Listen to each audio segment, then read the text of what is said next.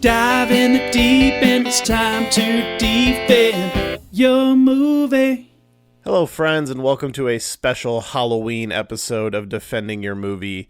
I am your host, Jeremy Meyer. So this week, we're releasing a day early because the movie we are discussing, it's more appropriate if it drops on Halloween, because we are, in fact, talking about the new Halloween film, Halloween Kills. Now, this is obviously the closest I've ever talked about a movie to its release date, but it seemed like it needed to be done. This movie just came out this month and has had a very divisive response. Critic Rotten Tomatoes is extremely low, and audience Rotten Tomatoes is fairly high, and it's like social media response has kind of been all over the place. So it felt like it was necessary to talk about this one. And so my guest today is Chris Chipman, who has a whole slew of other podcasts and video projects and stuff, which all is linked on his link tree in the show notes, and we talk about it at the end of the show.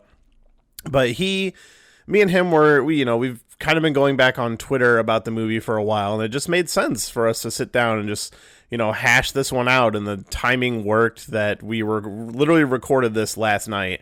And I was like, you know what? Why not just drop it on Halloween and just stay in the season, So that's what we're going to do. We're going to spend this Halloween, my favorite holiday, talking about a very divisive sequel to one of my favorite horror films. Like Halloween 2018 is legitimately one of my favorite horror movies.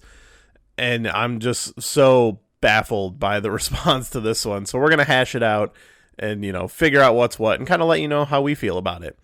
But before we get into that, let's get the plugs out of the way. As always, you can follow our social media at Defending Movie on Twitter and Instagram. You can find us on Patreon at patreon.com/defendingmovie.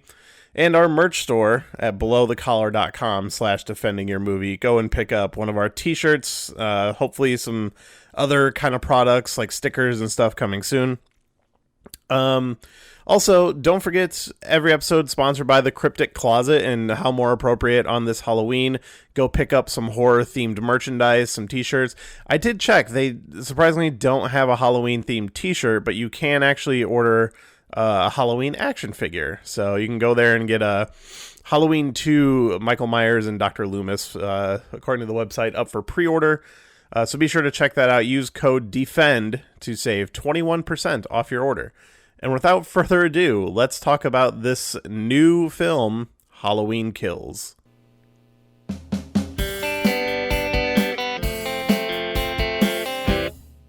But, all right, so as we get started here, I just want to thank you for coming on the show. As we were just talking before we were going, we've kind of been in each other's mentions for a while, but this is our first time actually, meeting, I guess you would call it. Yes, we have faces and not just typed words. It has been to go proven. With our handles. We're not just a picture on the internet. It's wonderful. But, so this is easily the closest to release I've ever covered a movie on the show, but it kind of needs to be done.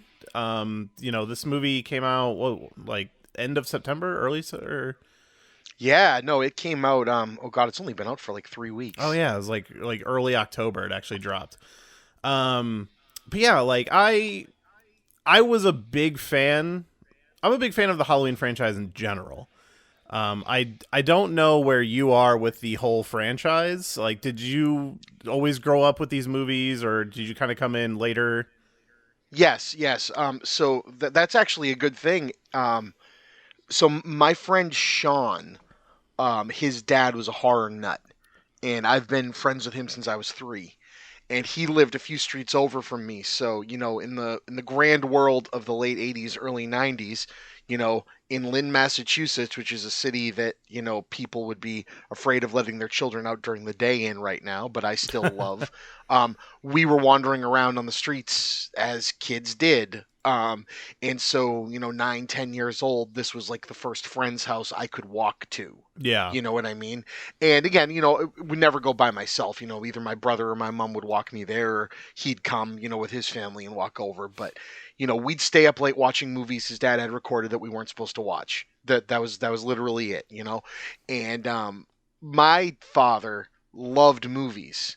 He had recordings of everything, but for horror, some reason, because he kind of hit the pop culture movies of like everything, all the things now that we call, like cult classics and everything, but were big on video in the 80s and 90s. He had them, Last Starfighter, Flight of the Navigator. These were all movies that not a lot of people saw. And I got to see them because my dad just loved them and had them taped. But horror, unless it was like The Shining or The Exorcist or Rosemary's Baby, these like contemporary ones that, would be called elevated horror today, he didn't really have the slashers. So I didn't get exposure at my house to like Nightmare on Elm Street, Friday the 13th, Halloween, Puppet Master, all these ones we used to watch. But Sean had them all.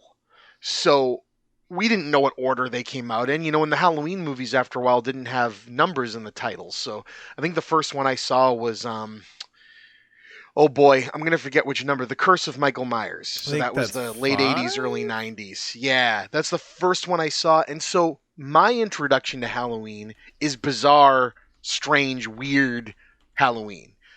But the thing with Halloween that I think a lot of people miss is that even though the movies get stranger and the movies get sillier, Michael Myers as a through line is pretty consistent. Yeah. They add to the lore, they add to the this, they add to the that. But he is an imposing character, even if the movies are funny, even if the acting is stupid, even if the stories are outlandish. Michael Myers is an imposing force. It's kind of like in Friday the 13th, right? They can get as dumb as possible. Jason is always awesome. Nightmare on Elm Street can get as dumb as possible. Freddy Krueger is always awesome. But Michael Myers, they never he never got funny. He never got like reactionary or quippy because he couldn't, because he didn't speak. Yeah. So that character has been a constant, a through line through all of them. And I think that's why I like them all so much. And even, I'll even give this to Halloween 3. He's not there, but the air of that movie still feels like it fits in because I love it to death. But, that was me. It basically, from the time I saw that movie, which I think that came out in the early 90s, so I was like 6. 95, and that was the sixth movie, not the fifth movie. Oh, okay. So then it was the fourth one that I saw first. Then it was right around there. But because we saw 4 and 5 back to back, he had them taped on the same video. I could just never remember the titles anymore. Yeah, but Return, I became hooked. Revenge, and then Curse. There you go. So I became hooked, and so then you go back and watch the first one. The first one was one of the first widescreen VHS tapes I ever bought because, any young film bro needs to become that guy, explaining to people why they can't see their whole TV. Yeah. And it's better. Yes. I was the one in my neighborhood. Yeah, no. And so it's just like the kills were always really over the top. And Myers, just because he didn't speak, because he was more like an immovable force of nature, I found that as silly as the movies got, that's what kept bringing me back. And me and Sean and his dad saw H2O. That was the first Halloween film I saw in the theaters. And I love that one to death still to today, even with this new series pretending that everything other than number 1 didn't exist. I still love H2O. I'm with you. Like H2O, honestly. So to get into my history of Halloween a little bit, Halloween 2, I saw like bits and pieces of it on TV, but it scared the shit out of me. Like I was not super into horror when I was younger. Like I saw a lot of movies when I was too young. Like Return of the Living Dead was a one I remember as a kid. Bits and pieces of Halloween 2 on TV like freaked me out. And I think the Curse of Michael Myers was the first one I saw in its entirety when it came out on VHS. And then Halloween H2O was the first one I watched as kind of like becoming a horror fan. And it was like kind of years later I went back and saw the original like first 2. And for a long time I didn't see like a lot of the sequels. It was actually 2 years ago I borrowed the box set from somebody, because I had never seen 4 and 5, and I actually still have not seen Resurrection, because I marathoned the whole box set, and by the time I got to Resurrection, I was kind of just over it, and that one is not very good, so I kind of checked out early on. So you've never seen Resurrection? Not all the way through, no. I oddly would recommend it, and this is not because it's good. Resurrection has this, let's say, the polar opposite for the reasons why I like Jason X, but the viewing experience is the same. Do you know what I mean? When you watch a franchise try to like triple subvert itself. Yeah. and Jason X just succeeded so wonderfully in how dumb and wonderful it was. Resurrection just completely doesn't, but they're trying to do a very similar thing. They're trying to make it contemporary and a different kind of Halloween movie, and it really falls flat. But that one I saw with a big group of people in a theater too, and we laughed and applauded and jumped through it, and it's terrible. It's just god awful, and it has the dumbest because the other movies started playing with the what is Michael? Is he cursed? Is he a demon? Is he this? And that one was just like, have you seen it? No, or have you seen it at all? Okay, I've I'll watched, let you video reviews on it and stuff over the I'll years. let you be surprised at the dumb thing they come up with for how Michael is still alive after the end of H2O. Oh, that I am aware of. Okay, it's dumb as a bag of rocks. Yeah, it's like, are you serious, guys? Someone thought they were clever, but yeah, I actually watched a video of Jamie Lee Curtis. I think it was an interview for this movie, for the new one, talking about, somebody asked about H2O and Resurrection, and she told the story of why she did H2O and what she wanted the ending to be, and how they kept trying to rewrite it on her, but she was very much against it. She's like, no, I want to kill him, and then they had to compromise on what. What if you thought you killed him? And then she's like, so I did Resurrection so I could get H2O the way I wanted it, is essentially what she did. Oh, but it didn't work. No. Oh. It's if you just sucks. watched H2O as on its own, it's the movie that she wanted to make, but then knowing what happens in Resurrection. I mean, it's wonderful because it's Halloween by way of The Faculty and Scream. Yeah. Do you know what I mean? Because it's one of those movies.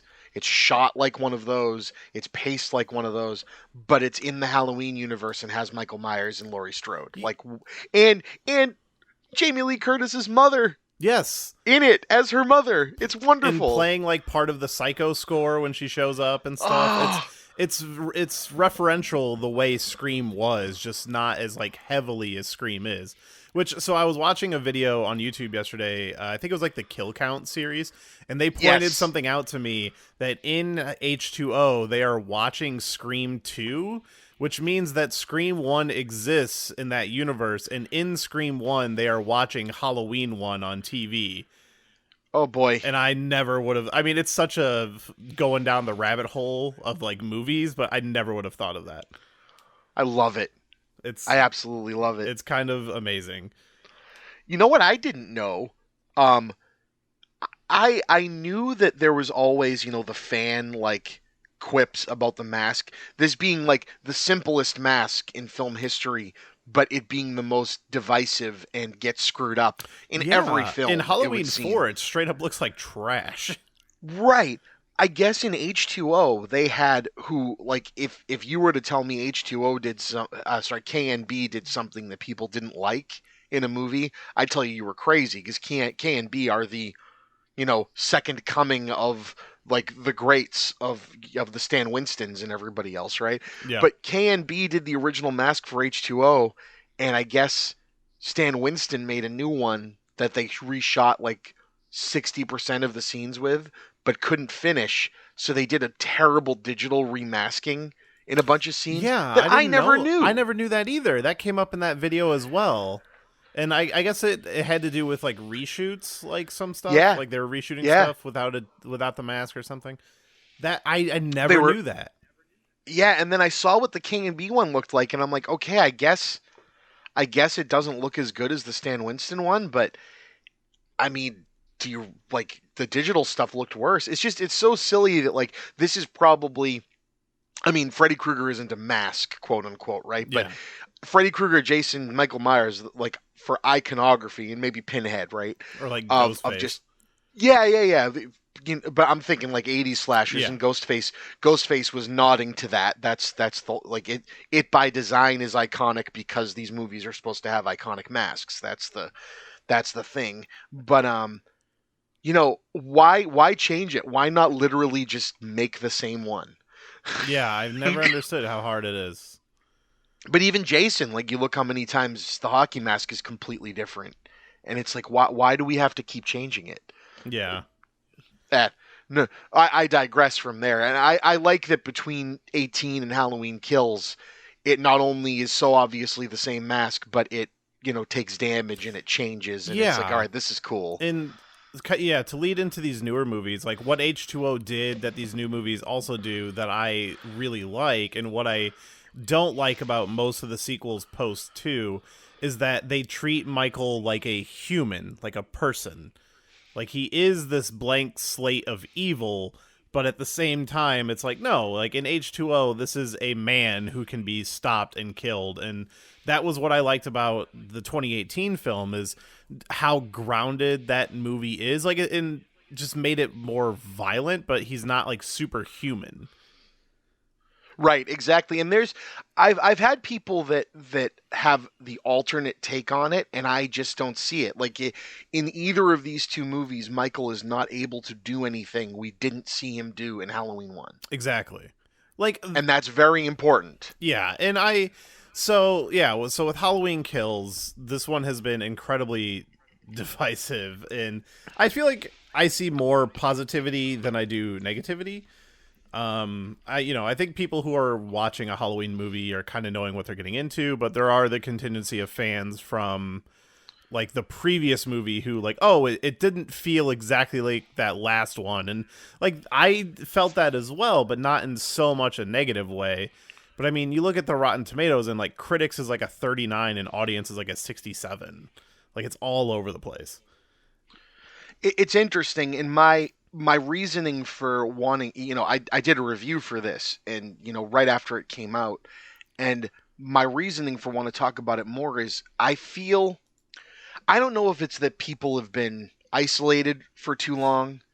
Many things can come up, right? But it used to be that horror was the old standstill of the community kind of accepted schlocky and campy and silly as acceptable. Like it seems to be one of the only genres where movies can be hyper real or hyper over the top or melodramatic, and the community is very accepting of it.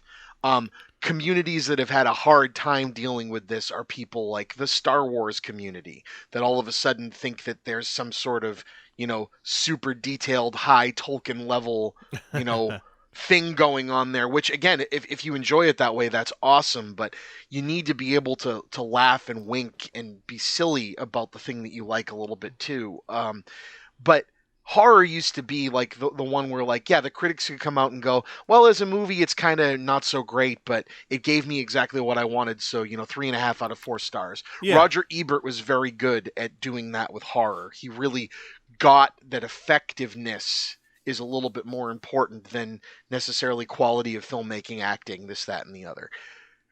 And I feel like this year, I don't know what happened, but like, first we had Malignant, which I love, and I thought about doing that for this, but I feel like the community embraced that movie a lot quicker than they did with this one. Like I feel like it was the community, the horror community going, this movie's insane, it's awesome. James Wan like made this campy love letter to 1990s Dark Castle movies, and everyone went, yeah, but it's dumb, and I went, oh my god, it's awesome. And I feel like Halloween Kills had the polar opposite reaction. People went, wow, that looks really cool from the trailers. Michael Myers is going to kill a bunch of people. And then they watched the movie and they went, it's stupid. Michael Myers just killed a bunch of people. And I'm like, but that's what you want. and so it, my approach to defending it is, it falls into this weird camp where Halloween 2018, which I love. Yeah. Love, love, love. Halloween 2018 Halloween is legitimately one of my favorite like horror films of all time. I agree. It's great. And what Halloween 2018 does that makes it so great is it makes people take this series seriously again. Yeah. And I don't mean in like a Dune way. Halloween was never meant to be this self-serious, not fun thing. But the iconography of Michael Myers, the fear of Michael Myers, how scary Michael Myers is, that movie fully, just delved back into that. 2018 has some unnerving, scary, like just slow burn, like look at him do this shit stuff in it. Yeah, and it's also maybe the first Halloween movie in a sense, maybe like the first one that like kind of has something to say. Yes. Where there's like a theme running through it of like obsession and stuff like that. And this one as well, although I think the execution of the themes in this one is not as strong as the first one, but it still does really interesting stuff. No, correct. And so 2018 is a very calculated by people that obviously love Halloween and get why people love John Carpenter's original Halloween. There's not much in 2018 that betrays that first movie. There's a few things that fall flat for some people, this, that, and the other, but Michael still does his weird setups with bodies, like in the police car where the guy's face has like carved like the jack-o'-lantern with the candles in it, and which stuff. I love. Like I totally forget about that in the first movie, that he totally does that, and then I don't think any of the other movies have that until the 2018 film. Right. And people were using that, and I don't want to jump ahead into Kills yet, but people were using that as one of the negatives about Kills, and I'm like, do you get Michael Myers? Like, he's they say it flat out, he's a 6-year-old in an adult's body, and what a 6-year-old's like about Halloween, even if they, something terrible happened to them, or there's something wrong with them, and he's trying to create Halloween. Like there's a macabre, like twistedness to it, and it's very silly, and I like it. And the thing that 2018 did that I think made people not prepared for Halloween Kills is 2018 made people feel like it could be this, and again, I use this word even though I don't believe in it, this elevated kind of thing where there was more going on here than this could be, looked at as a good movie and not just as a good horror movie. And I don't think there's a difference. I think if a movie works and is effective on the level it's supposed to be, genre be damned, it's doing its job. But people, I think, did what kind of like happened with The Force Awakens, where it's like that movie was calculated to be exactly something for people that were really into this thing and gave them exactly what they wanted. Yeah. And that's what 2018 did. And then, I mean, either David Gordon Green and Danny McBride and everyone involved went, okay, well, now we have to make another one. It's kind of like we talked about with H2O. They had a perfect ending. Like, they literally could have killed Michael after 2018, and I'd be fine with it. Yeah. You know what I mean? The way the movie worked out was fine. But if you're going to make another one, what do? And what they decided to do was go unhinged. Yeah. And go, okay, well, now that we've reestablished the lore, we've reestablished the time period that's passed between movie number 1 and Halloween 2018, we've now reestablished that Michael Myers has been locked away this whole time, which means we don't have the other movies. We've established that Michael Myers is not Laurie Strode's brother. Thank God. So his reasoning, right, for coming back is now unknown again. That's what makes it so damn scary. Yeah. And people are like, yeah, but it's dumb with like the people waxing philosophical on why he's coming back. And I'm like, no, that's what makes it great. It's like the Joker. Yeah. The Joker is way scarier if even he is unsure of what his actual backstory is. Yeah, and like I like how these movies do kind of hint at there is something that seems to be pushing, like something that stood out to me in this one is how he keeps going back to his home and he just stares out that window. I love it. I brought it up to a friend of mine today. I'm like, we keep thinking about like him going back to his house and staring out the window. I feel like we don't think about what is he staring at. Right, and that's what I love is the characters then start waxing. Is he just looking at Haddonfield? Is he looking at it like a shark looking at prey? Is he this? And to me, I sometimes think, is he just a kid waiting for his family to come home? Yeah. Or is he looking Like, at his reflection? yeah, of like what have I become or what am I? Or it you could just go on and on and on. And that to me is terrifying. The idea of in the movie theater, you have to think about what exactly is Michael looking at right now? Yeah. Like every time he's on screen, because before you had the motivation needs to get Lori because he either wants to kill his sister or he just wants to have a conversation about her about exactly why he killed his other sister. Who knows, right? It could just be let's sit down and have a beer and talk about this. No, I'm just kidding. But you know, so we get to Halloween Kills, which is it's over the top. Very much know? so. And just I love the that first about it. killing scene alone where he takes out 9 firefighters. I think by the end of that scene, on-screen and off-screen deaths, the kill count is more than 2018. Yeah, I wanted to actually, because this all takes place within one night, 2018 and this one, and Yes. I'm sure it's out there somewhere, but I wanted to look up how many people die between those two movies, because I feel like it's almost 30. I believe it's 34 in kills alone. That's crazy. Yeah, because that opening scene is 13. Especially because they even pointed out in the 2018 movie that in the original Halloween, 3 people died, maybe 4. Not many people died. And now it's a massacre.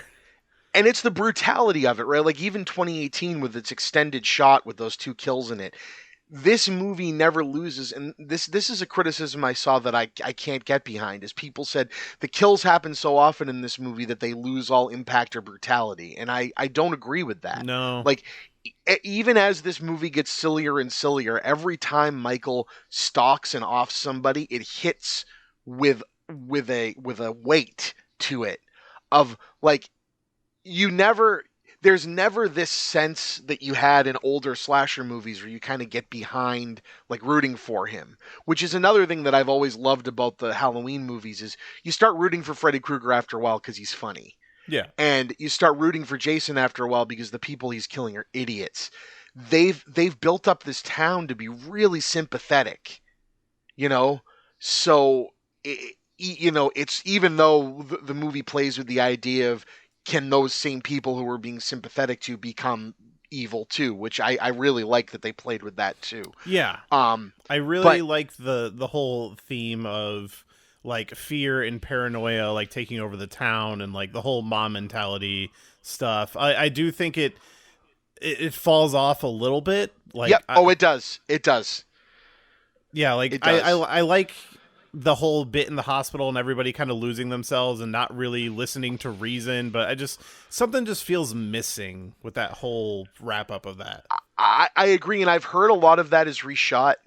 I heard that whether that was more intense and had more of a definitive right and wrong through line and they kind of went more ambiguous had something to do with all of the riots and stuff that were happening over the last couple of years. Yeah. They didn't want the movie to seem like it was full out condemning protests, and stuff like that, which I think was a smart idea, but it ends up neutering the point they were trying to make there a little bit. But that brings up a huge, huge part of my defense on this movie is that, yeah, Halloween 2018 is awesome, and I believe it is a better film than this on many, many, many levels.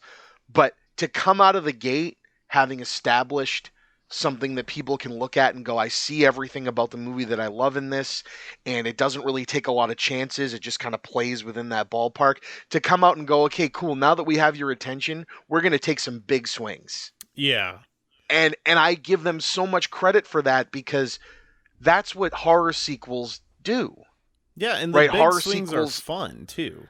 And they are. This movie was so damn enjoyable to watch play out because it gave you a sense of unknown.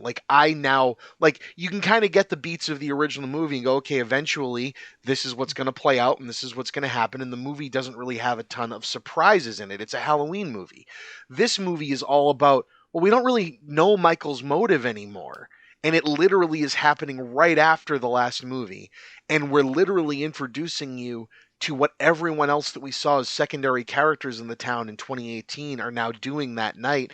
And some of them might not be okay. I mean, the majority of our teenage cast of movie number one is either dead or sidelined by the start of this one. That's a ballsy move. Yeah, and something I didn't even notice until like after this one came out, and there was like a lot of people pointing it out, is a lot of the people who are in this one were in the 2018 one in like minor roles or in the background. Yes, especially the couple, the nurse and the doctor. Yeah, and I also found out the woman with the drone also was in there.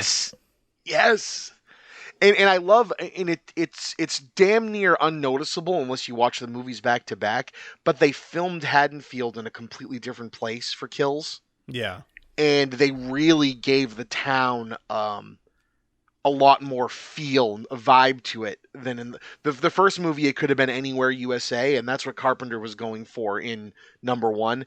Haddonfield has a cinematic feel in Halloween Kills that makes it really almost feels like sets rather than a town. Like, you know, like you got the area with the big 911 tower that we see out Michael's window and we see from the hospital. And the fact that, you know, the one situation is happening on one street while the other more screwed up situation is happening on the other. And they can be so close, but they're not connected. So like one section of the movie is able to just walk from one to the other and think its narrative is done. Yeah. I loved that. Like that idea of like, you were safe on that street, but guess what? And I just find that cool. Another thing that even if this entire movie had been terrible, which is again, you know, going into the what is terrible, like, and that's the thing about the discourse I don't like is, okay, you don't like it. That's fine. Like what really weirds me out and the reason I feel like this needs to be defended is that I'll defend it by saying, give it a chance. Yeah. Like, not to say that you better like it or else and you're wrong, but the discourse is either, hey, that was a lot of fun and I really enjoyed it despite its problems, or this is total garbage and offensive to me and I can't believe someone would allow this movie to exist. And it's like, are we really going that far? It's a Halloween movie. Have any of you seen Resurrection? It's really been one way or the other. Like, and like you said, like, what is a terrible film? Like, you can look at something like, you know, the classic example, The Room. You know, clearly, it's like subjectively a terrible film, but people love it. But like, you know, you look at something like Halloween Kills and like, hey, the production, the acting, the like special effects, it's all really well done. But the script is like a little iffy. Does that really mean a terrible film? Right, exactly. And that's the thing. I feel like, yeah, if you were going to hone in on something that wasn't quite there, it's the script on this. It was there's threads that don't fully wrap up. There's ideas that kind of go in a direction and don't really get honed in. But what it has going for it is that it's doing all of this while Michael Myers is on a rampage, and you can't help but be completely intrigued by Michael Myers being on a rampage, especially when it's filmed so damn well. That's the people say, you know, what's the difference between Halloween 2018 and Halloween Kills? Halloween 2018 is trying to evoke John Carpenter's Halloween throughout its entirety. Halloween Kills is trying to evoke everything that every Halloween sequel has ever done all in one film. Yeah, it's very like reminiscent of the entire franchise. Good or bad, for that matter. And I look at that as it's a celebration. It's a celebration of why you loved these films without having to have all the other ones have existed, so Michael Myers can be an interesting villain again. And nothing is more apparent in that. You know, 2018 is super lore obsessed. Yeah. You know, as the podcasters, you know, trying to do the thing that kind of sets up the whole thrill into the movie. This movie is lore obsessed, but in a way that's like tongue in cheek. Like, we're literally going to go and tell you all this stuff you didn't know about Haddonfield, and you didn't know about our new retconned version of what happened in Halloween 2, which they show you in the opening. Did you notice that Michael Myers' getup in the beautifully recreated 1978 scenes in this film? He was wearing the outfit and mask from Halloween 2. Yeah. It's brilliant. It's so it's well such done. a good nod, but it's brilliant. And like that section of the movie is like I love that stuff. Like I know some people were like, oh, it kind of cheapens the ending of the original John Carpenter film. And I hate stuff like that because all of these movies can be viewed in a bubble if you choose to. Like I love the way they did that, and I love the expansion of like showing us how Michael was eventually caught. Like adding stuff to the lore and to the background. Like I'm kind of into it. If they in the third movie come and gave us a flat out explanation, here's why Michael is doing that, I think I would be okay with it because you took technically 4 movies to do it. Yeah, no, if they literally make the perfect quadrilogy, as it were, and you could watch Halloween 2018 Kills and Ends all through and get a straight narrative, that would be amazing. Hell, I'd even be happy if they show up in Halloween Ends off Michael Myers and Laurie Strode in the first 5 minutes and then just do Halloween 3 for a whole movie. I'd be fine with that too. Yeah, and like yeah, because I mean, like we were saying before, like this movie, I was kind of like, so I'm a big Letterboxd user, and I'm sitting there like thinking of like what the review is in my head, and like going it through 90% of this movie, I'm like, this is like a 4 out of 5. Like I rank the last one a 5. This one's sitting at a 4. The last 5 minutes bumped it down to a 3. I agree. The last 5 minutes I have a lot of trouble with, and not in a, I think it's an okay way to end this movie. I just don't know where the movie got so loose and odd all of a sudden. Yeah, it's like they didn't know how to end it, and so they just threw this together.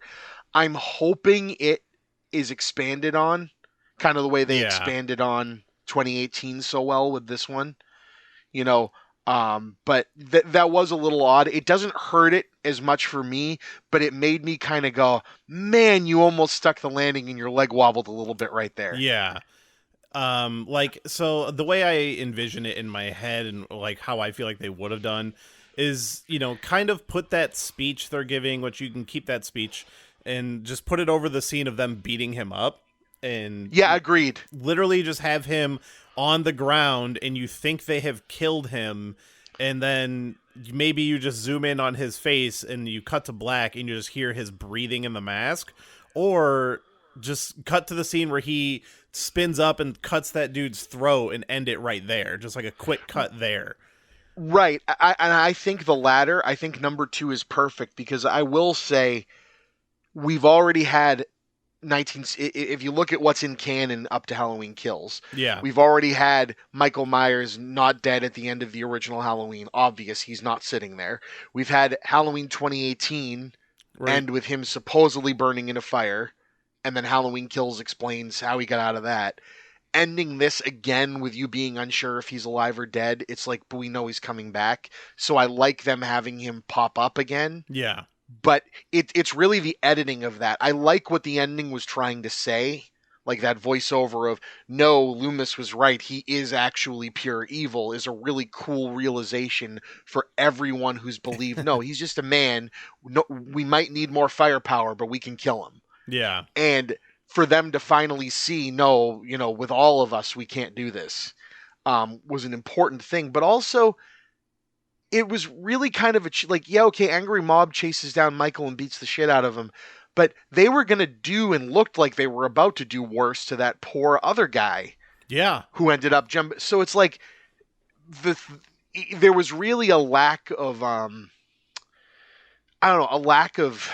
don't even know what with that scene with Michael, but it just seemed like a few people kicking a dog that was down on the ground instead of Michael getting his freaking comeuppance. Yeah. And like I'm totally okay believing that he survives that after everything we've seen him do.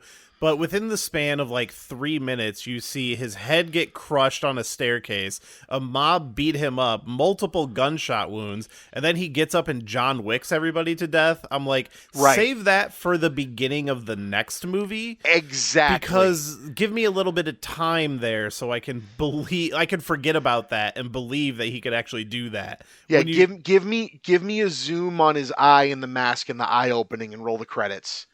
And then show, the people in the background celebrating and him slowly lifting himself up off the ground. Hell, that would be a perfect opportunity to have the Michael creepily sits up in the background shot that Oh, all yeah. of these movies have.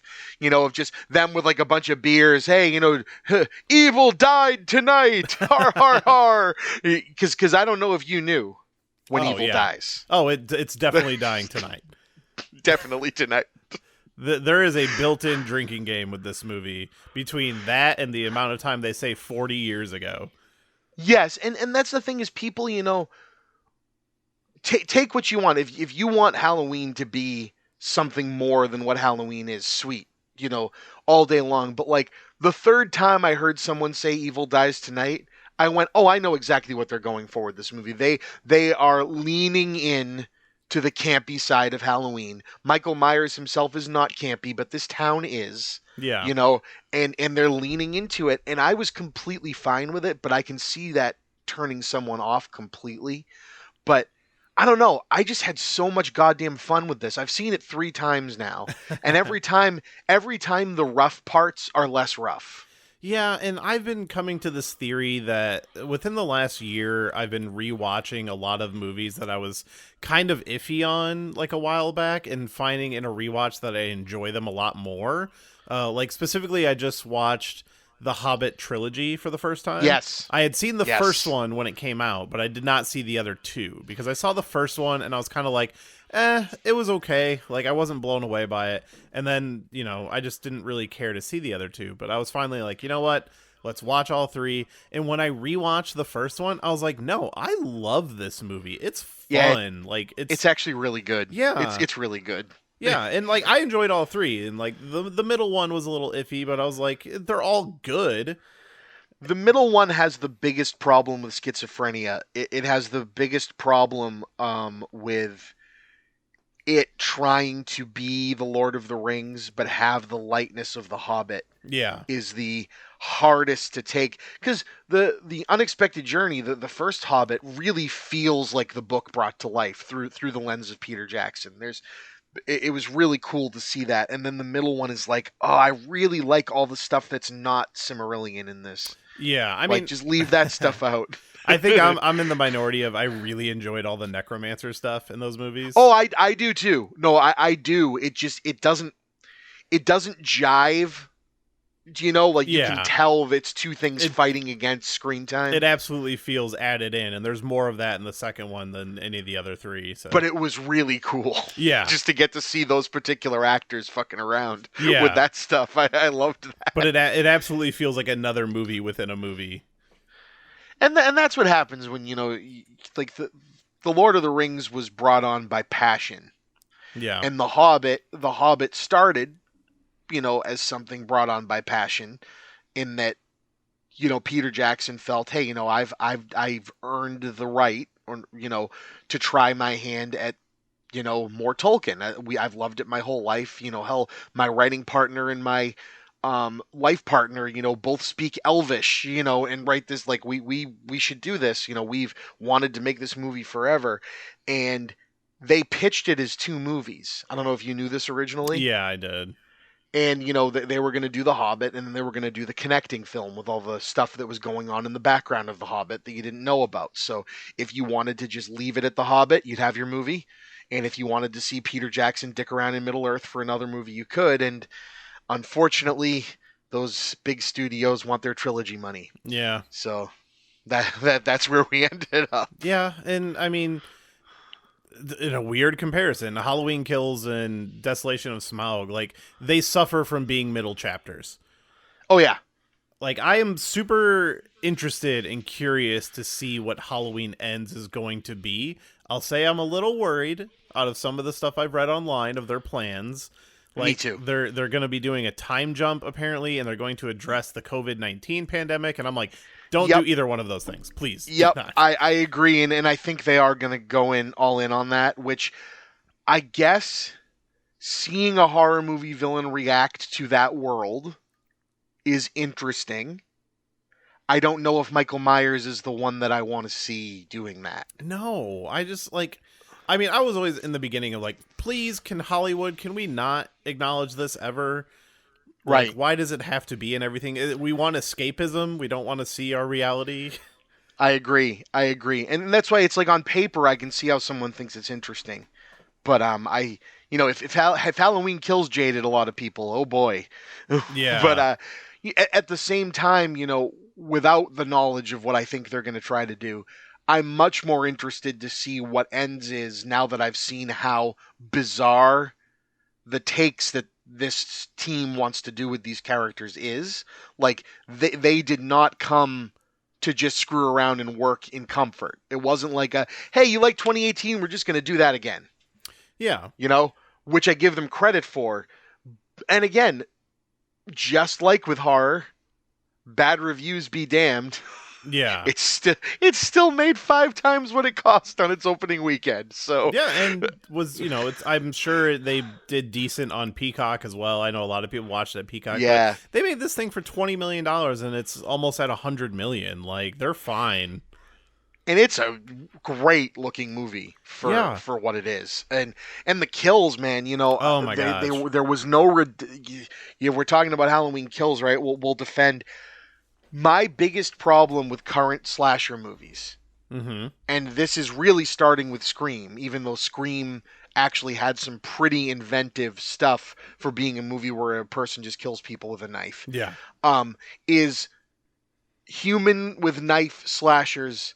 I don't know where Hollywood started believing that these needed to be ultra realistic and disinteresting, but I think it's like the PG-13 thing, which again, you can make a great horror movie PG-13 with absolutely. good sound effects and good off-screen stuff. It just seemed to neuter the impact, and for Halloween Kills having 34 people die on screen, they're all inventive. Do you know what I mean? Yeah.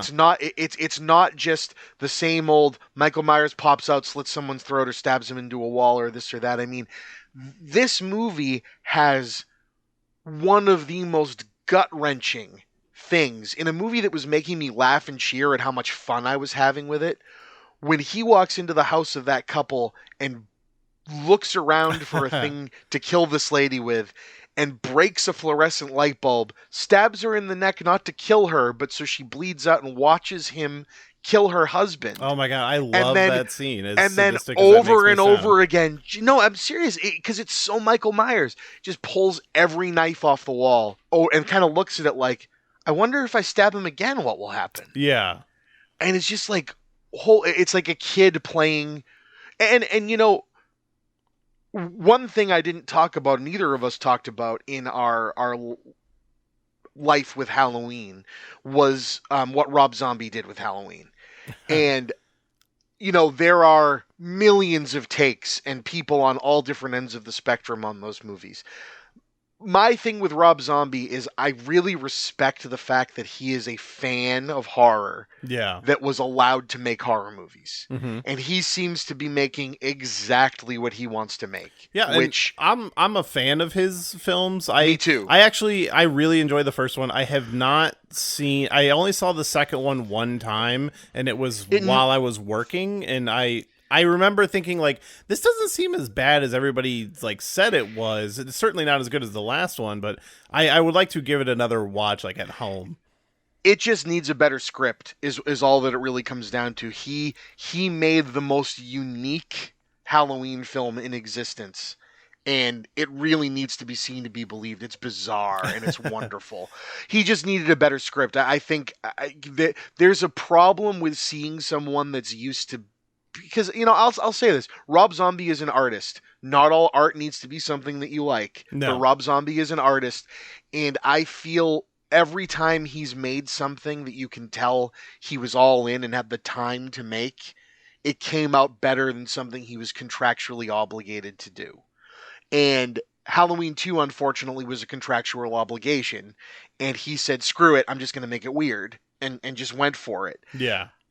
And the reason I circle back to him is, despite everything I love about his first Halloween movie, which basically everything that's not a direct lift from Carpenter's Halloween is great. in that first Rob Zombie movie. Yeah. And that everything that's a lift from Carpenter is a fan just recreating something that they love. And you know what? Cool. You did a fine job. You hired the most intimidating Michael Myers ever in existence. Yeah, because I holy love that shit. version of Michael. Do you know the story about the woodshed? The door on the No. woodshed in that building? There's a scene where Michael Myers busts through a door. And they were interviewing the actor, he was a wrestler. I can't remember his name. Interviewing him because they were filming the scene where the person runs and closes the door, and then they're supposed to change it out for the trick door, and he busts through. And they didn't get a chance to, there was just a mistake with things, so they just filmed the scene, and he busted through the door with his bare hands. And it was a real legitimate door. Oh, he just did it? And they said Zombie and everyone on the end were going, oh, shit. And it's in the movie, and you can tell. It's insane how awesome it is. And the thing that I really didn't like, but I get what Zombie was trying to do, was you're going to give Michael Myers a backstory. You're going to try to explain why he is how he is. Yeah. I'd rather put those building blocks together in my head by seeing how he acts in Halloween Kills. He's toying with his victims. He's playing around and seeing, oh, well, this knife might do something, but what if I jammed someone in the neck with a fluorescent light bulb? What would that do? It tells you the same story that Zombie did. We're like, okay, yeah, he tortures animals and he fucks around and he does this. And I'm like, yeah, but that's really generic. Yeah, that's just every other, serial killer story. And I'd love to piece together in my head, maybe, what's his childhood? Oh, he just went to Disney World all the time and really liked The Little Mermaid. Yeah. Just kinda, I don't know. But, what Halloween Kills did is if you wanted to see it, and that's why I think people just had an expectation that this movie was intentionally not going to deliver on, where they wanted either some big backstory dump, or they wanted, a movie of Michael and Laurie just fighting each other the whole time. I don't know what people were looking for, but I think what we got was just getting to see Michael Myers be Michael Myers, and in an unchained, broken town that's his fault, And did you notice the for sale sign on the Myers house in 1978? Yeah. Did you notice what the name of the realty company was? I knew there was something on the sign. I can't remember what it is right now. Strode. Yeah. And I went, because somebody said, Big John and Little John are living in the Myers house. They must have had the worst realtor in the world. And I'm like, it was probably Laurie's parents. Yeah. That's great. Big John and Little John were so fun. I agree. They were really enjoyable, and some people thought that it was a really heavy-handed stereotype, gay couple thing, and I'm like, I mean, no, but sure. I know a lot of people that call that, that have the right to, because they are that, and they were like, no, they were amazing. It was perfect. Yeah. I was all right. There's that really shit take online of Halloween Kills is homophobic because he kills a gay couple. It's he kills everybody. They just happen to be gay. And also, he kills the gay couple because they're in his house. Yeah. But also sets them up in that nice pose in that picture that they were in. Yeah. So maybe he actually cares about them. He just doesn't want them to be alive. Yeah.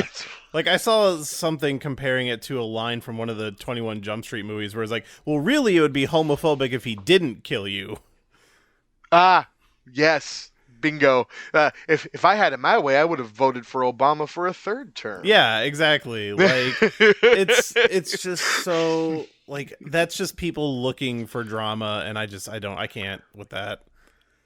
So what's your because we've already admitted that we're sadistic and enjoy stuff like this. What was your favorite kill in this movie? Because my favorite sequence is anything that happens in 78, even though I thought the current movie was gorgeous and fun and wonderful too. But I would have loved to watch, if Halloween Kills had just been Halloween 2, this is what happened the second night, or later that night in the first one, and they surprised us with that, and then the movie literally ended with him coming out of the fire, killing all those firefighters, and then that would have been Halloween cool. Ends.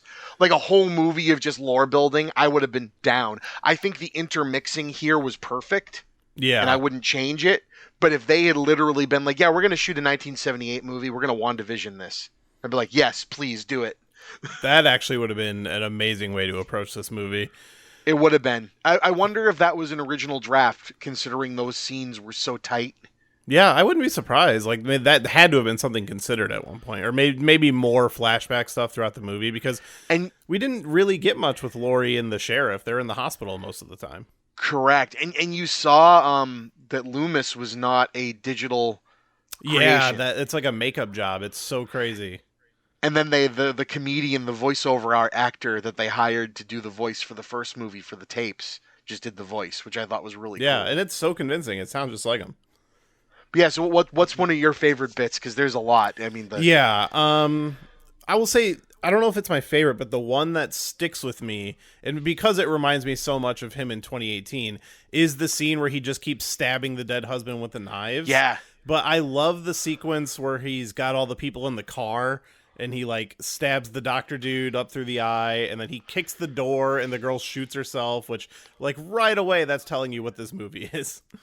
That's actually my favorite scene. It's so Michael. Yeah. It's like fish in a barrel. What are you gonna do? Well, we already know that you could just break the window and pull them out one by one and kill them. We've seen you do it. You're just gonna fuck with them. Yeah. And I loved that. And I love how he just walks up in that scene holding, like, these movies don't shy away from, like, oh, he's killing children. Like, he has the teenager's head in his hand. Oh, that poor kid in movie number one of the first kills. Yeah. That guy's son. Oh my God. Like, yeah, I remember watching that and going, like, and you know what was cool for character development? The fact that he doesn't kill the baby. Yeah. Like, he Was seems like to have that. an age limit. Well, it's almost like I don't kill things that are younger than me, which is a reminder of where he is in his head. Yeah. That's actually a very interesting way to look at him. Yeah, it's like, you know, because like what do brutal children usually do? They punch up. Yeah. Right, they pick fights with the older kids, like, you know, that's they, you know, so it's an interesting thing, right? Like, rise through the ranks of taking out the ones that are supposedly stronger than me, and it's like, no, dude, it's just wild. And you know, and the people that pretend that the 2018 didn't do stuff like that, you know, the teeth. When I heard a critic from a critic screening say a girl is in the toilet hiding from him, and he dumps the teeth of the other guy he just killed Oh, I love over that the scene. stall, and I can't believe, people were like, "That's so awesome." And if that had been in Halloween Kills, people would have been like, "Michael Myers doesn't do shit like that. That's stupid." Yeah. I really don't know what people were expecting. It just, and again, this is not to shit on anybody. Because takes are takes, right? If a movie didn't work for you, I'm not sitting here to call out that, No. you know, there's some motive or some. It just surprises me that, you know, from the same accounts and people that I hear going, I just picked up a copy of, you know, the unreleased extended version of Puppet Master 7, and it's amazing and I can't wait to show it to my friends, and can admit that, yeah, that's a bad movie, but I love the shit out of it. Halloween Kills is way higher in quality than a movie like that, but if you can enjoy that, you should be able to enjoy this. Yeah, and one of the people that I saw kind of calling this movie out or whatever is like, his thing is like, oh, people owe Rob Zombie an apology for Halloween 2. And I'm like, that's a take. And again, like, I mean, even the people that are like, well, this makes Halloween Resurrection a good movie now. It's like, well, number one, no. Yeah, like, but that's just my personal take. But also, if you actually like Halloween Resurrection, wear that flag. You know, I like a lot of movies that people think suck, and the Halloween franchise is filled with movies that people love that people think suck. Yeah. You know, and Resurrection, if it's your bag, especially like people like that was the first horror movie they saw in theaters, I'm not going to take that away from you. But like, you know, it like, it's the same thing with, you know, I hate to keep going back to Star Wars. It's just the discourse is so wacky. But when people started hating the new trilogy movies, it's like, well, looks like we were unfair to this prequel trilogy. Yeah, it's there's like, a lot of that. Well, number one, I mean, tastes can change. I've gone back and rewatched the prequel trilogy and think that they're fine in comparison to how I thought about them when I first saw them. whatever. We were all pretty shitty to those movies. Even if Yeah. they're not good, we were still shitty to them. I But- like those movies. I mean, I was a child when they came out, so I Right. really enjoyed them. But I saw the faults. And I'm But there's somewhere in the middle nowadays. But there's some people that's the only Star Wars they know, Yeah. right? And so if you were 18 in 1976 or 77 or 14 or 12 or 9 and saw Star Wars in the theater, and that's why you love it so much now and it like you get so defensive, great. So don't take that away from the kid that was 9 in 1999 when they saw The Phantom Menace. Yeah, I was like 11 when Phantom Menace came out. Yeah, So like yeah. I had seen the originals and they were already my favorite movies, but like, for me seeing one in the theater was magic. Yeah, and I did not even start to admit faults in The Phantom Menace until it came out on DVD. And I watched it and went, oh, okay, I see some of this. Like, I saw it a bunch of times in the theaters. I thought it was amazing. And it's still, I went back and saw it when it was in 3D. There is nothing like seeing that movie on the big screen. It's a great looking movie. Yeah. Like, it's just lacking in a lot of other things, but that's okay. And Halloween Kills is kind of the same thing. What did it need to do? It needed to be a sequel to a Halloween film. Okay, what do sequels to Halloween films usually have? Weird story stuff and Michael Myers killing more people. Okay, did it deliver on that? Absolutely, in spades. Okay, was it actually a decent version of something silly like that? Well, yeah, then it delivered exactly what I wanted it to. I just don't know what people were expecting. I really don't know. And that's the question I want to ask in defense of the film. What would you rather have seen it be? And that's a lot of takes I don't see yet. And the only one I was just able to come up with, we just talked about. Wouldn't it have been great if the whole movie just took place in 1978? Wouldn't that have been the Metal Gear Solid 2 of Halloween films, don't right? play with my heart. Yeah, like even before all I was talking about was like, oh, just change that ending a little bit, and I would have been a 4 out of 5. But... Oh yeah, no, this movie is a problematic film, but in a way that for every problem, that problem comes from, oh, we were going for a home run and got a triple instead. you know what this reminds me of is when X-Men Apocalypse came out. Ooh. So we're coming off of I've spoken about this many times in my personal life. I don't know if I've ever talked about it on the podcast, but so when X-Men Days of Future Past comes out, it's like the best X-Men movie we've ever seen. And then X-Men Apocalypse comes out, and it's like slightly less good than the last one, but everybody was just like, ugh, get rid of it. Give it to Marvel. They have ruined the franchise. And I'm just like, it whoa. was pretty interesting. I feel the exact same way. I am an odd defender. It's fine. Not of the piece of crap that made most of the X-Men movies. But of the X-Men movies themselves. And every time I've heard somebody complain about something that makes them bad, I go, okay, did you watch the rest of them? Because that thing you're complaining about is in all of them. And you don't like it for that. I actually like it for that. But if that's the thing you're hanging your hat on, it's not that it all of a sudden showed up in Apocalypse. No, and like I understand expectations are high when the previous movie is so good, like Halloween 2018 is so good, X-Men Days of Future Past so good, and then the sequel comes out and it doesn't quite meet the highs of that previous one. People just immediately jump to, oh, it's terrible. And I just don't know when everybody became such a snob that everything has to be the most perfect movie ever made or it's garbage. It's so strange. I always thought the cinematic television was going to help fix this. Yeah. I had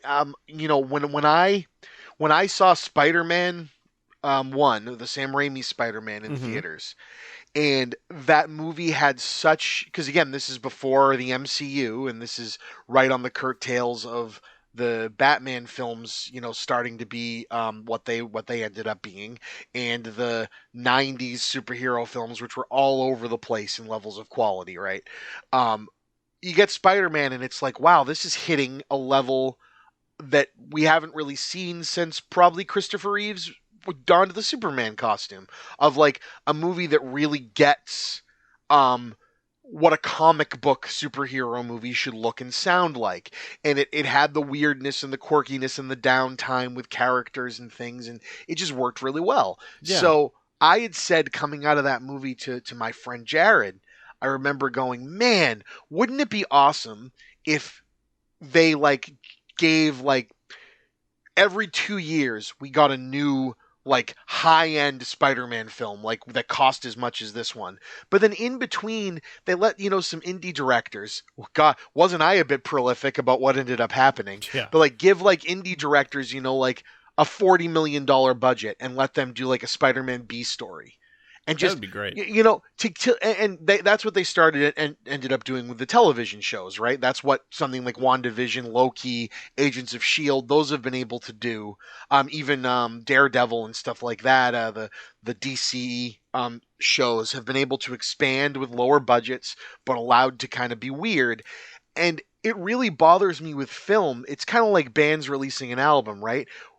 We got away with music for a while where if the album wasn't perfect, it's like, well, the band's done for. And it's like, wouldn't it be great if bands just were like they were now? And there aren't even albums anymore. We're just releasing songs. Oh, you don't like the song? We'll have another one in a week.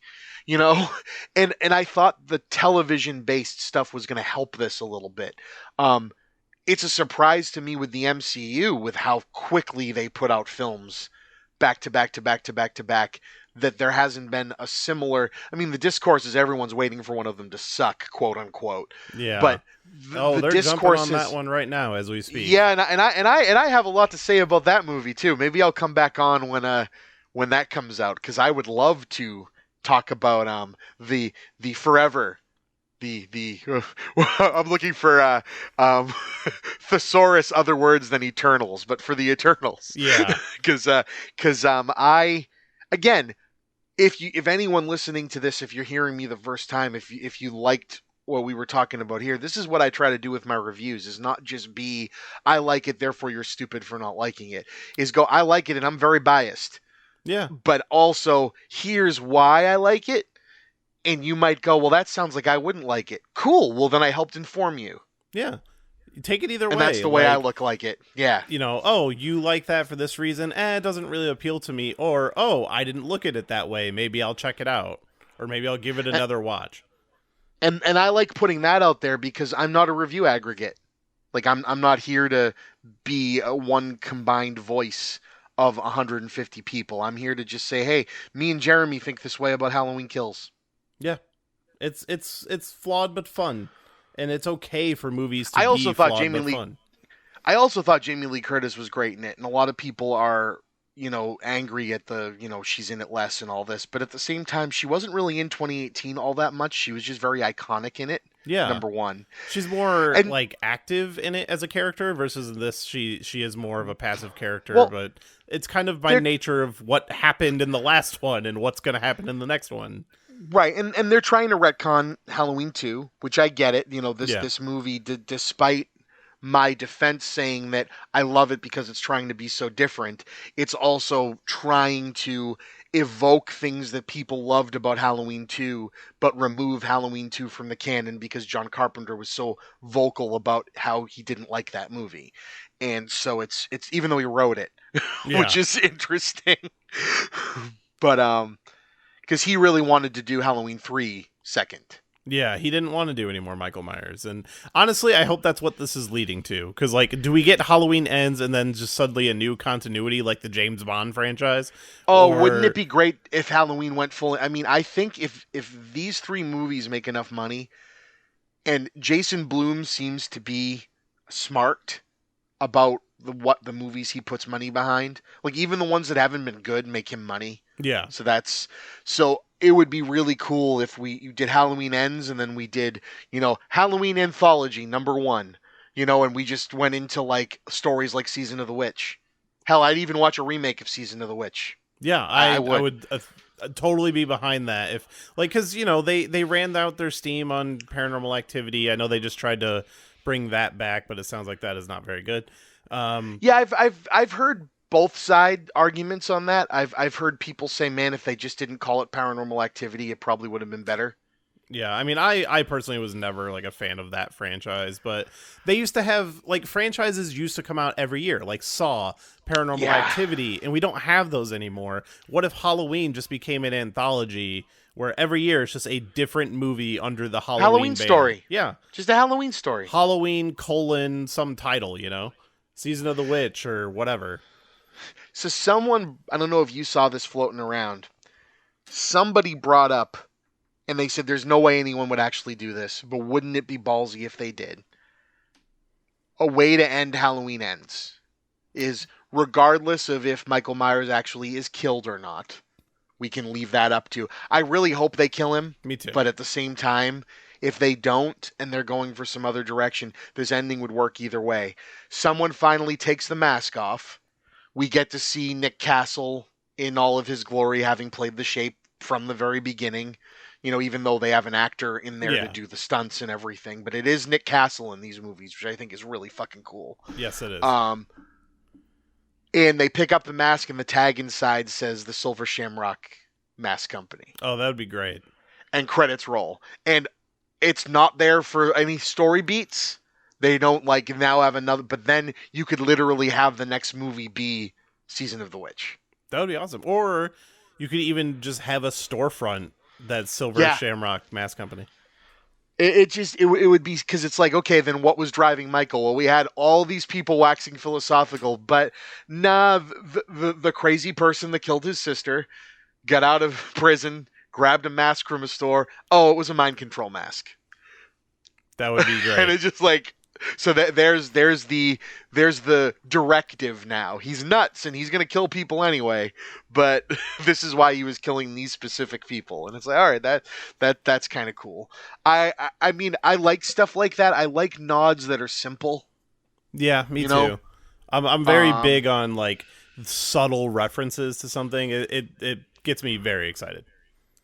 It does, because you don't need them to enjoy the film, and that's the Halloween Kills wears its heart on its sleeve, right? Halloween Kills is standing there and going, hey, we just tried something. Didn't work for you? Oh, well. Maybe we'll get you with the next one. It's not mystery boxing things about Michael Myers, and there's no like shrine in the basement of the Myers house with like his sister's head, or something crazy like that he's living in. And we also don't see how he's doing things. Michael is still the Shape. He still disappears and reappears at free random. And I like that they're not trying, for everything Halloween Kills does to try to over explain the town and how they've been affected and all of this. They don't do anything like that with Michael. No, they let it all really be speculation. They let it all be speculation with the people. Yeah. And I think that's, I mean, I don't know. It excites me to talk about this movie, and probably more so because it's imperfect. Yeah, and like, this whole podcast is based on like the love of imperfection. Yeah. No, absolutely. It is an imperfect, strange mess of a movie, and I can't wait to own it. Because, like, tell me this, right? You said you were 9-10 years old when Phantom Menace came out? Yeah, I was like 11. Do you have the memories of like looking through the old horror section at a video store? Yes, that was actually something I was going to talk about. Is a lot of my early interactions with horror was looking at the covers of films, and we had a local. So I'm actually from very small town Illinois, so that great. That's a lot of what Halloween does feels very familiar to me. But we had one local video store, and I would go in looking for my movies, and I'd be renting like RoboCop when I'm way too young to be renting RoboCop, but everybody in the town knew my parents, so they let me do it. But I would browse the horror section and be like, oh, that looks too scary, but I am so curious about it. And right, and so what's really important is Halloween Kills, right? Mm-hmm. Let's say Halloween Kills instead was made in 1988. Okay, and Halloween Kills was the return of Michael Myers instead of the movie that they made. If you saw this cover box and read the description of what was going to happen in this movie, and you took this movie home in like 1994, For me, that would have been when I was 10. That was more like 99 for you, but whatever. You took this movie home. It's going to be, this is the movie that's going to gain every Halloween movie, every slasher movie, when a young kid sees something they're not supposed to see, they share it with their friends. That's the one you got to see because that's the one where Michael Myers stabs the guy through the eye. Yeah. Or whatever. And that's what this movie has going for it, that I don't know if there's been much horror. Like, 2018, you're not going to be able to sell to somebody like that. 2018 is made for a 30-year-old that's seen the original Halloween. Halloween Kills is a sequel to a horror movie. This is a movie that's meant to be spoken about in a cult-like fashion. Yeah. That's a great way to look at it, actually. 2018 is not that. And I don't mean that in a way to take down 2018. 2018 is a legacy sequel. 2018 is like The Phantom Menace. Force Awakens. It's a legacy sequel. It's meant to evoke exactly what that original movie did, but also bring it to a new generation for people that grew up with the original. Halloween Kills, you almost don't need...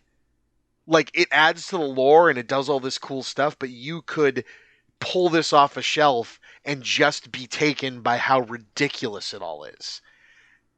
And I think that's really cool. And I could say the same for Scream, right? They're making a new Scream movie. Yeah. Everyone that's showing up to the new Scream movie, even though they're doing the Halloween 2018 thing of it with just calling it Scream, everyone showing up opening night are people that saw the original Scream when they were the right age to see the original Scream. This is going to do well with a new generation, but they're not the people that are going to go nuts for Scream. I'm actually super curious. I just rewatched all 4 Scream movies and was looking up like the box. Like Scream 4, I think is really great. And like Scream 4, I would do an episode of on this show. Scream 4, I think just either got marketed wrong or something, because it's a great commentary on horror, in my opinion. Yeah, I loved it. And I was super surprised at like how low the box office was for that movie. I mean, it was successful, but I was like, oh, this is easily like 100 million, right? And it was not. No. And they didn't spend a lot on it. But still, the thing that I loved about Scream 4 is it's the only Scream movie where the teenagers seem like teenagers. Yeah, actually, that was something I noticed like watching it. Yeah, it only made like 97 million, which I think is less than Scream 3 maybe. And Scream 3 is actually not as bad as... It's not good, but it's not as bad as people make it out to be. Wow, yeah, 3 made 160. But, 3 was a big deal. Yeah, and like 3, this was my first time rewatching it since it came out, and I was like, I liked 3 a lot more this time around than I did originally. It's still the weakest of the franchise, but they're all really good movies. They are. Scream 2 hits harder and harder every time I watch it. I love Scream 2. As just a purely cynical...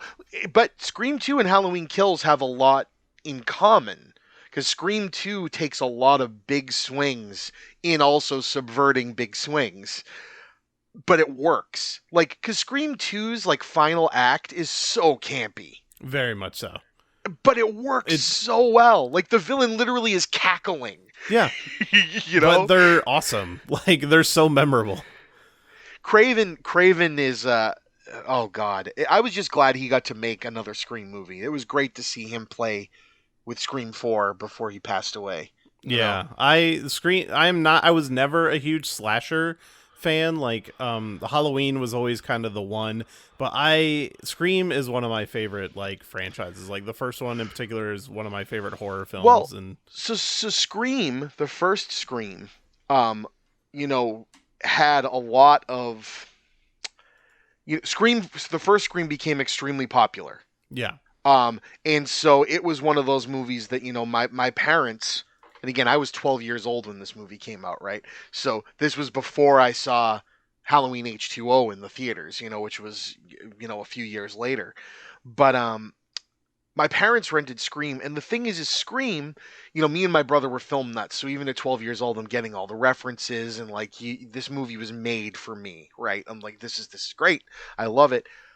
What I think people forget, because Scream is looked at as a horror comedy, is that the horror as a slasher movie in Scream is brutal.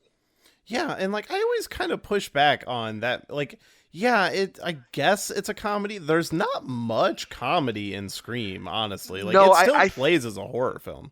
I think people use comedy in the sense that it's a meta movie. Yeah. And it's a movie in which movies exist. And that's, and again, this is back in the time period where what was big at the time, Kevin Smith movies, and everything is meta, and everything that's meta has to be a comedy, and this and that and the other. And it's Miramax, so that's the only way they know how to sell their movies. Is they're either high art or they're meta. But the ending of Scream, when the revelation of how could anybody in real life do what a killer does, because there's two of them, I thought was perfect. But now we need to make this look like a crime scene, so let's start stabbing each other. When he is dying from those wounds, I remember I checked out of the movie at 12. I'm like, this is too much. I was like, because horror movies don't usually give, because the villain either just dies or is incapable of dying.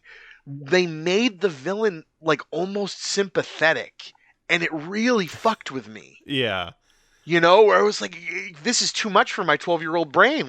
He's either bad, or good. There's no gray area here where he was just used. I can't handle this. Yeah. And I would say if you're going to call that movie a comedy, it mostly comes from that scene. Because I love where he's dying and talking to her on the phone and just did you really call the cops? My parents are going to be so pissed. I love it. Oh man, that guy. I hope they find some way to have him back, even if it's in flashbacks or something. That's in the new one. What everybody wants for this new one, and he keeps playing with it. I think it'd be kind of hilarious if he came back.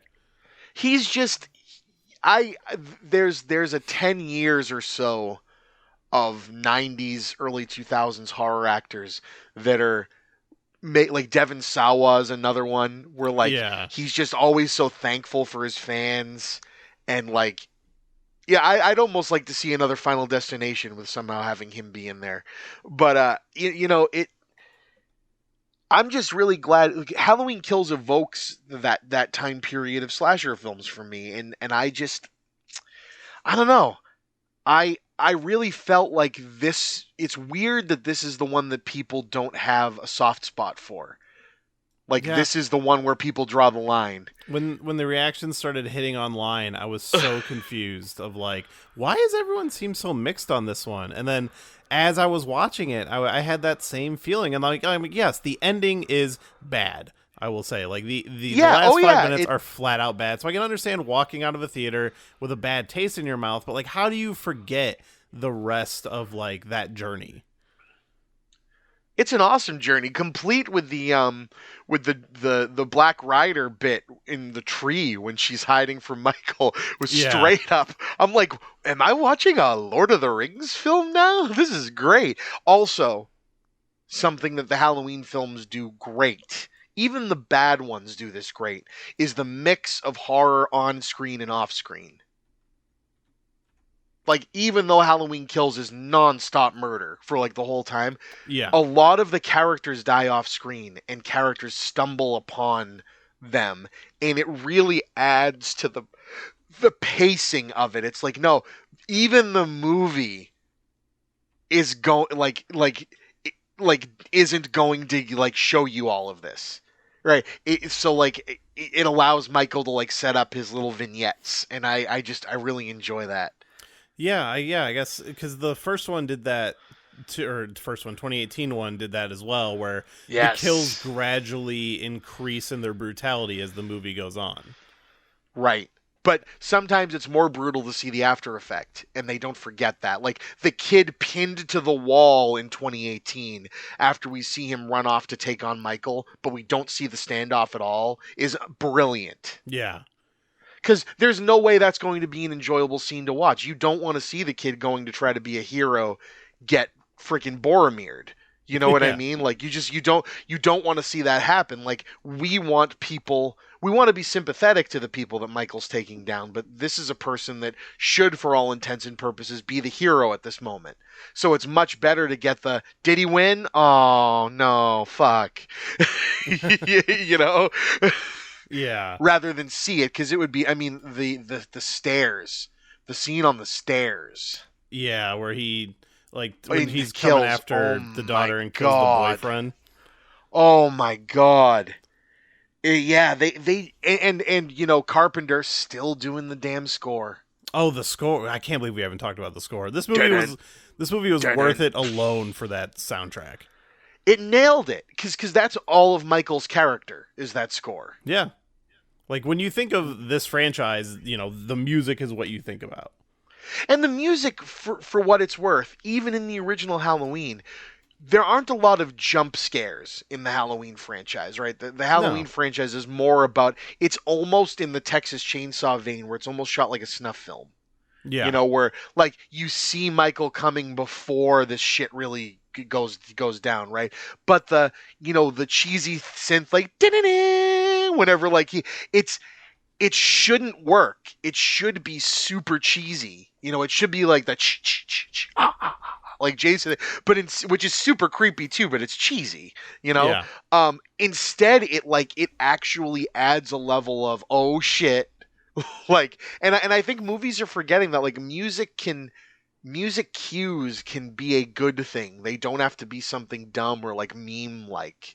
They can be like genuinely unnerving. Yeah, and I love how the score in this one, because, even the score for 2018, it's just redoing a lot of the music from the original movie, but this one, it's kind of doing the same thing, but a much more dark and somber tone to it that really works well in this film. Yeah, they heavy hand because the movie is so ridiculous. The music and the actual actions happening on screen remind you that this is not meant to be fun. The movie is fun because we love these movies, but these deaths are supposed to be meaningful. Yeah. And these people are supposed to be in danger. And that simple low noted dun dun, which is almost like the Jaws thing, but like when Michael is just walking. That's the other which thing. is always like my favorite music cue in this franchise. They show him walking so much. Yeah. And that's my favorite because there's no immediacy to anything he does. And it's just insane. Even in that opening in the 70s where like he goes to shoot him on the stairs, he's just walking down the stairs. Like, yeah, he just happens to miss him. But he's like, no, he wasn't running from you. He's just walking. No, he was on his way to take out those other guys. He was just taking his damn sweet time doing it. Yeah. Like, it's like my favorite sequence from the 2018 film is when he first shows up in the town and literally just walks house to house like a predator. That's six. Is it? I forget. I think it's like 6.5 minute long. Yeah. Single it's shot. So good. Even with the people that still, everyone has to find something to shit on. Yeah, but the knife kill at the end of it's digital. It's like, who cares? You got a 6-minute extended shot. Come on. It's so good. And the music, like it all comes together so well. And the fact that in that shot he bumps into the kids that we bump into later is like, oh my god. Like, yeah, like I do think like a back-to-back watch of this. So actually, I had a coworker who didn't see the 2018 film, and they did the marathon of all three. They watched the original, they watched 2018, and then into this one. And like he was telling me, like like when some of those characters were introduced in the second one, we were like, oh shit, they were in the last one. Like they were like noticing it. I think time will be fair to this movie. I hope so. Especially if End sticks the landing. Yeah. I think time will be very fair to this because just like time has been fair to a lot of other horror sequels, I think just like with 2018 and even with Rob Zombie, right? We think back to, people like to shit on Rob Zombies. Well, why the hell would they let someone ruin Halloween? Number one, what was the state of Halloween before Rob Zombie came on? We had Resurrection. And it's way better than Resurrection. And in an interview, what Zombie said is he goes, I had a contractual obligation to make a horror movie for the company that I did Devil's Rejects for, and I wanted to get, Lords of Salem produced. So I needed to do a couple of horror movies just, on contract. So they were talking about ones that were going around and somebody said, hey, the studio really wants a remake, a reboot of Halloween. And he had said, I came back to it a few times and finally said, you know what?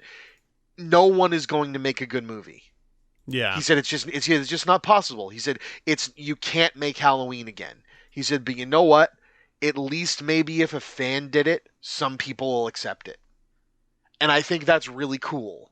Yeah, no, I think he made the right decision, and I enjoy his first one. I need to reevaluate the second one, but Yeah, the second one falls into a very similar category as Kills, and I'm not saying level of quality because there's one I definitely prefer more, but he cannot be you can't take away from him that he was trying to do something unique with his version of Halloween 2. And for that, I give it a lot of credit because it's really going for some big swings. yeah. Weird big swings. But, you know, it would have been interesting to see. Have you ever seen the Texas Chainsaw Massacre and Friday the 13th reboot films? I have not seen the Friday the 13th one, but I've seen the Texas Chainsaw Massacre. So those were both made by the same guy. His name's Marcus Nispel. He hasn't really done much since. I think he's done a lot of TV work. Ironically, he came up on the last podcast I did because we were talking about Jason Lives, and we were talking about horror remakes. And yeah, I actually enjoy the Texas Chainsaw Massacre one and the Friday the 13th one.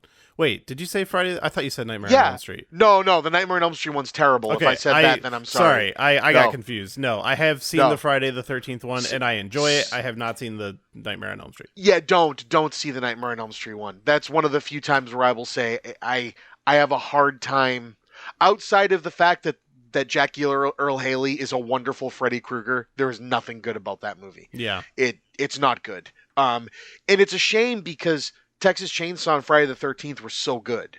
Yeah, and I really enjoyed those ones. And I feel like they were good when they came out, and I feel like seeing what horror has done since they came out, they get better because they really have a lot in common with Halloween Kills.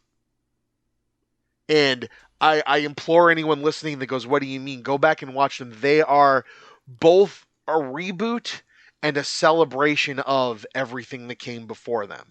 Friday the 13th literally does the first 3 Friday the 13th films in one movie. Yeah, that's what I like about it. And it's better for it. And Texas Chainsaw kind of does that too. They added in some of the lore that the sequels added into that one movie. And they looked great. That was the other thing. Yeah. They were filmed like a Michael Bay movie, and it was so weird to see a horror movie made that way. Didn't he? Yeah, that's Platinum Dunes. Yeah, that was his horror company.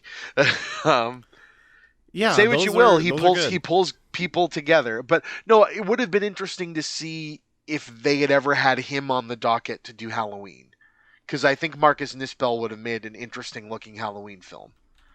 Yeah, I would actually be curious if he ever got hit up for that, because weird to think what could have happened. But instead we get, the guy that made Your Highness. Yeah.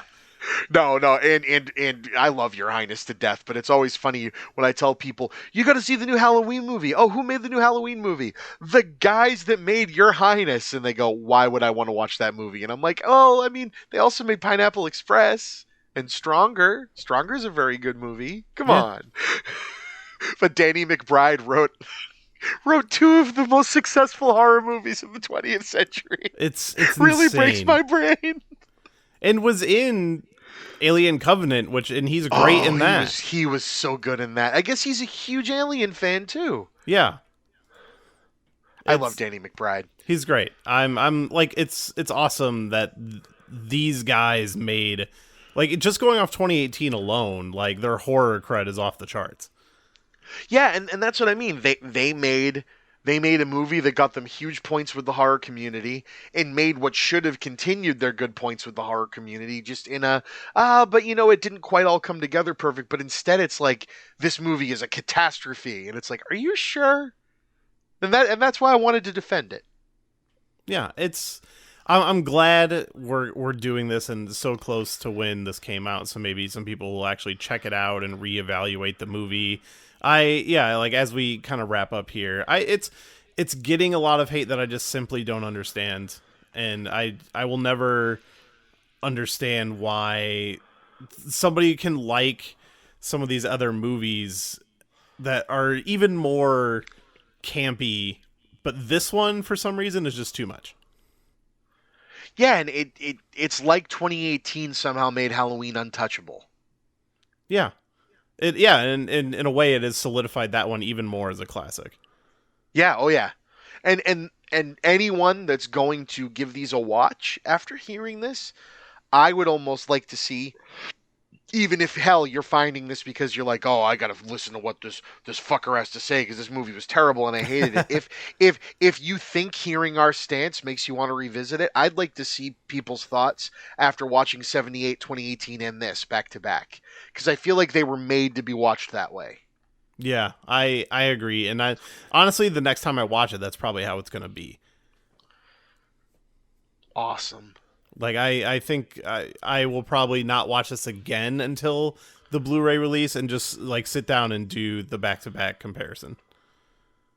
I think that's the right way to do it. And, God, wouldn't it be great to watch it in a theater that way again someday when it's not terrifying to be in a theater? Oh, my God, yeah. I still have gone a few times, but it is not a comfortable experience. I've gone, what have I done? I did Fast 9 when that came out. Oh, cool. And I just saw the new James Bond. Those are the only two I've seen since the pandemic. I did the day me and my brother were safe from our second vaccine, like the 2 weeks or whatever it was. Yeah. King Kong versus Godzilla came out. And so that was our re-entry. I mean, God, what a movie to have not been in a theater for so long and just sat there and went. The whole movie was just me and my brother turning to each other every like 10 minutes and going, big monkey. Yeah. We were just having so much fun with it. And I'm definitely willing to bet, like, vaccine timing was probably a really big boost for that movie's box office. Yeah, I mean, and it was a blast. Again, those movies are doing exactly what I wanted them to do, and that's all they need to do. And I'll watch millions more because I love to see someone with lots of money make a dumb kaiju movie. It makes me really happy. And especially when they're all directed by horror directors. That's the other thing. Yeah, as they should be. Friggin' King of the Monsters was the guy that did Trick or Treat. Yeah. Oh God. Wow. I don't. They always say. And then Adam Wingard did Kong versus Godzilla, and we love Adam Wingard in this household. Oh yeah, he's done great work. Even though people get really angry at me when I say I love him because he is now public enemy #1 because of Death Note. Even though I thought it was fine, I don't. I'll join you in that. I am not a huge I'm not super familiar with Death Note outside of just like knowing the concept. So that movie was my first interaction with Death Note, and it was fine. It's fine. It's not an amazing movie, but I thought the first half, like the first 50 minutes, was really good and really good onboarding into the franchise. It did make me check out the manga afterwards. And the second half is just a little rocky. Yeah, it gets a little like anthology series about it. Like it starts feeling a little bit like an Are You Afraid of the Dark episode, and that's not to take down Are You Afraid of the Dark. It just feels like they don't have they have a lot of time to spend, but don't have a really big idea to delve into. Yeah. So they just kind of lose footing. But I hear that was a troubled production, this, that, and the other thing too. But I don't know. People get very angry at me when I say, yeah, but Death Note was fine. It was not fine. It was the worst thing to happen. It's fine. Okay, shit, I'm sorry. Apparently, are you one of those people that has opinions about Star Wars movies too? Stay away from me. Yeah, I don't want to hear that. I mean, the man made The Guest and You're Next, so he can do no wrong in my eyes.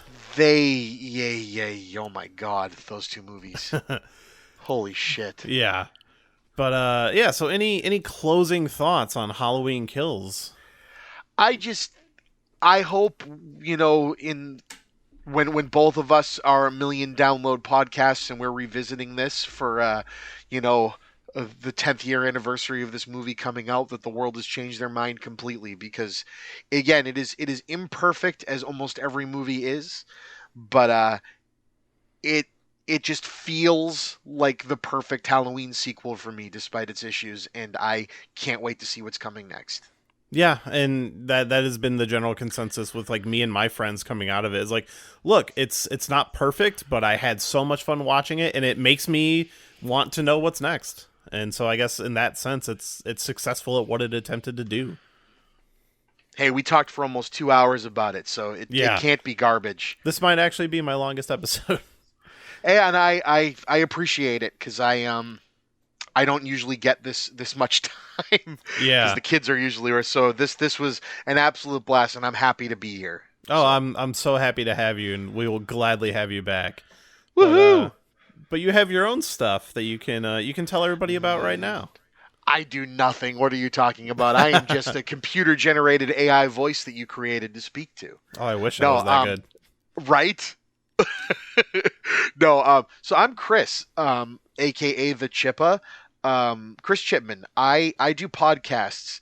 I do too many. That's what No people keep such thing. telling me. That's what people keep telling me. But I do podcasts under the banner of the Chippa Made This. If you search that, um, I am happy to put it anywhere that you want it to go. But Libsyn sends it to lots of places, so you can find it on Apple, Audible, Stitcher, Spotify, Listen FM. Um, who knows where else? Podbean. It just goes everywhere. It's wonderful that I don't have to do all the work of figuring out how to make it show up on all those places. But I have four main shows: the Chipman Brothers Tangent with my brother Movie Bob, Creating Geeks with my wife Sarah, the Talkbuster podcast, and Shooting the Shit with Chippa. I've also started doing movie reviews. So if you liked hearing me talk about Halloween Kills in a defensive standpoint, a couple weeks ago I did a review of it back when it was first getting attacked by the critics, and now that I've seen the consensus not really shift in a positive upward, I felt it was a good idea to defend it more because, as I like to say with all of my reviews, I like to be honest about my bias, and I like to be honest about the fact that I want to talk about the movie and tell you why it either worked or didn't work for me. That doesn't mean I want my review to tell you that if I give it a 9 out of 10, you need to think it's a 9 out of 10. My 9 out of 10 could be your 4 out of 10. That's perfectly fine, but it lets us have a conversation instead of, well, my aggregate says it's a 69, so this movie's a D plus. That's not how it works.